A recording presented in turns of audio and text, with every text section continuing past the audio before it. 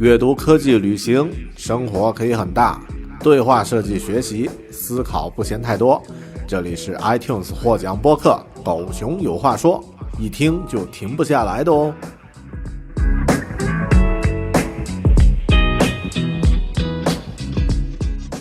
Alright, the design of everyday things. One of the books that every designer should read.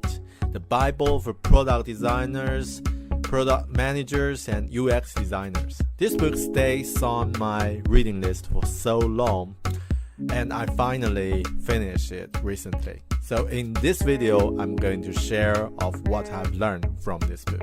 Check this out.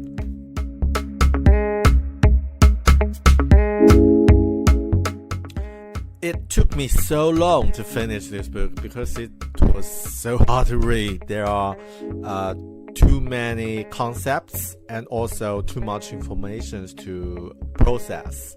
This book I found is quite similar as another hard reading book, which I finished a few years ago, Out of Control by Kevin Kelly.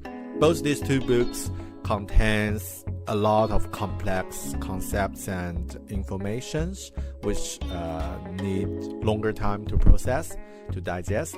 And also, both these two books were published in the 90s, last century, but still so popular after published for 30 years. Both these two books were written not in a specific order, so you can pick any chapters and go for it. And also, both two authors, they believe that technology can change people's behavior and also people's culture. But all of them have some optimism attitude about our future, and they believe technology and design can make our life become better. Only good design and good technology. Okay. And one thing at last, both these two authors are white men with white beard. Yep. Sorry, Mr. Norman and Mr. Kelly. Just a joke. Alright, so what is this book is talking about? In Design of Everyday Things, Mr. Norman introduces product design in 4 aspects. How do products interact with users or with people? And how do people do things? Design thinking and also the relationship of design and business. Let's take it one by one. Product interact with user through 7 touch points: affordance, signifier, constraint, mapping, feedback, conceptual model. Okay, let's go through them one by one. So what is affordance? Affordance is the functionality of a product. For example, a door has the affordance to push and pull. So it's not something that you can actually do, but it's just the functionality of a product. Signifier. This is something easier to understand rather than affordance. It's something that can inform users about the product's functionality. For example, the door offers the functionality to push and pull, and the sign on the door can show you, okay, this door allowed you to push. Constraints. Constraints are something you use as a designer to force the desired user's behaviors. For example, if you try to decrease the possibility that users run to the basement during the emergency situation, you can put a fence at the entrance of the basement so that during the emergency situation they just don't go there. Alright. Mappings. Mapping is the analogical relationship between the controls and the devices being controlled. For example, the switch button on the oven, the position for the switch button, or always relate the actual position of the oven plate. That's a good design. The bad design is that the position of the switch is different from the actual position of the plate. That will occur some confusion from users. Feedback is something that a product or service or something else, or a person gives to another person. And if there's too little feedback, people will not notice that. If there are too much feedback, people will feel annoying or distracted. Conceptual model. Conceptual model is something that can relate the relationship between the controls and the devices being controlled. For example, if we switch the adjusting button on the refrigerator, on the freezer, so you will see, okay, the temperature in the fridge is adjustable and it can show from the switch button. Yeah, so these are all the things you need to know. And second, people have 7 stages of doing things, which means interact with the world. There are also 7 stages like go, plan, specify, perform, perceive, interpret, and compare. Alright, what's that? Let's explain those concepts in plain English. So the goal is, what do I want to accomplish? For example, I want to read, but it's getting dimmer here, so I can't read. My goal is to read. And the second is plan. So what are the alternative, which means what are the options you can choose? I can turn on the light myself, or ask someone to do it for me, or just go outside in the daylight to read, things like that. So the third is specify. Specify is what can I do, is be clear about your next step. So take me for example, if I want to read and then I found the option is to turn on the light, and I decide to turn on the light myself because it is easier. The fourth, perform, is how do I do it? So I just turn on the light. So then perceive is what happened. If you turn on the light is on. Okay, so that's what happened. And next, interpret. So is what does it mean? So you see the light is on and you know that, okay, it means I can read. And the final stage, compare, is it okay? Like, is it this is a good situation, which means I can read. Alright, so this is something seems quite ordinary, quite normal in our daily life, and we don't actually analyze about it. But if you think carefully about some behaviors, some steps, some decision you make during your daily life, it could be divided in these stages. And as a designer, is to think about each step intensely, with intention, and then try to make it fulfill what the users want, what the users need, just fulfill it.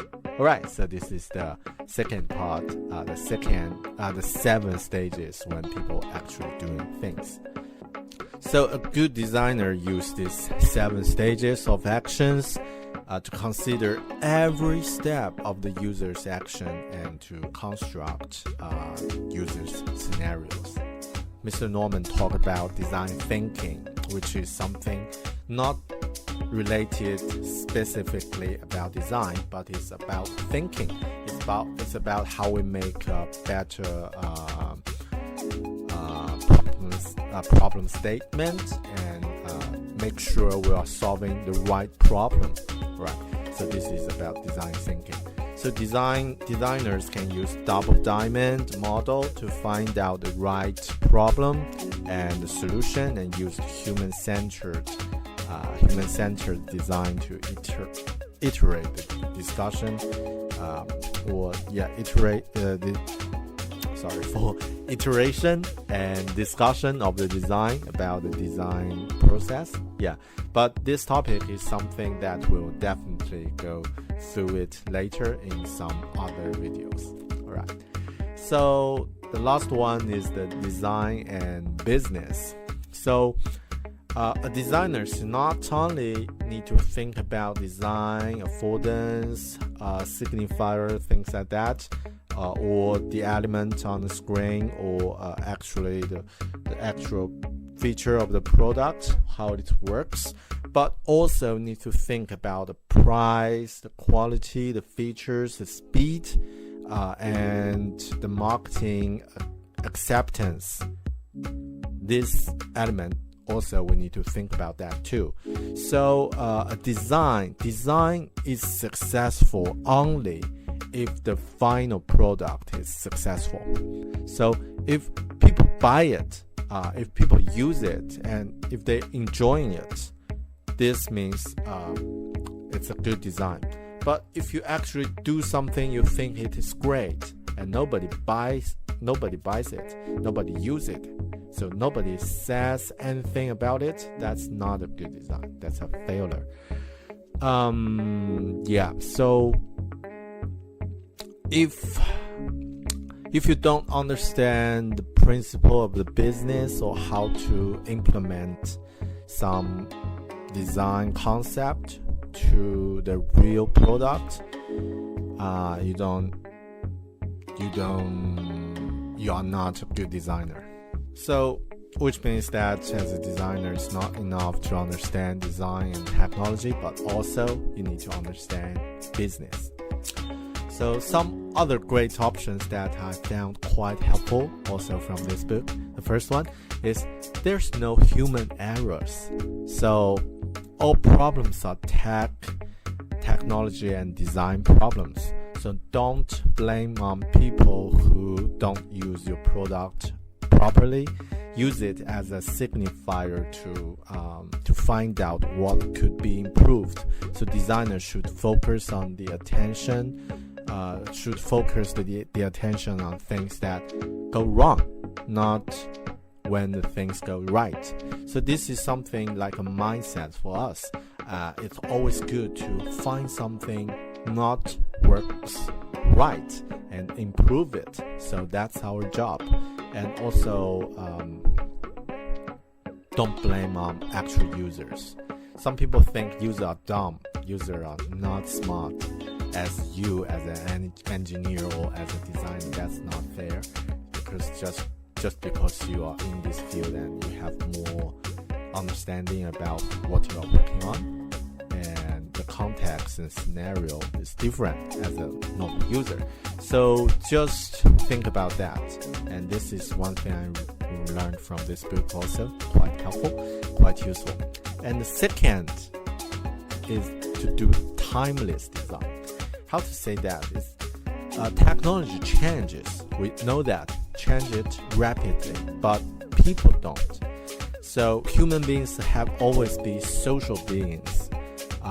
Social interaction and the ability to keep in touch with people across the world, across time, will stay with us. So technology changed the way we do things, but fundamental needs remains unchanged. So if you are a designer or if you are an engineer, maybe it's good to invest some energy and time to learn something that doesn't change, like how to interact with actual people and what's the people's need, some psychological needs or things like that, or business. Yeah, so things like that is really good thing to invest, because that's a timeless field. But like technology, or the way we solve the problem could be improved by technology, or could be changed rapidly by technology. Don't worry about it too much. Just focus on something that doesn't change. Alright, so this is what I've learned from this book. Actually, I've learned much more from this book, but this is so much for a video to share. And again, I know this is a book really hard to read, but if you are a designer, or if you want to do something about design, if you want to learn design, this is a book that I think you must read. And after reading that, your understanding about design, about the principle of design, will reach to another level. Alright, thank you very much for watching this video, and I hope you like it. If you like it, just hit the subscription button below and stay tuned for more content about design, book review, good books, or personal improvement. I'm Bear. I will see you in the next video. Bye.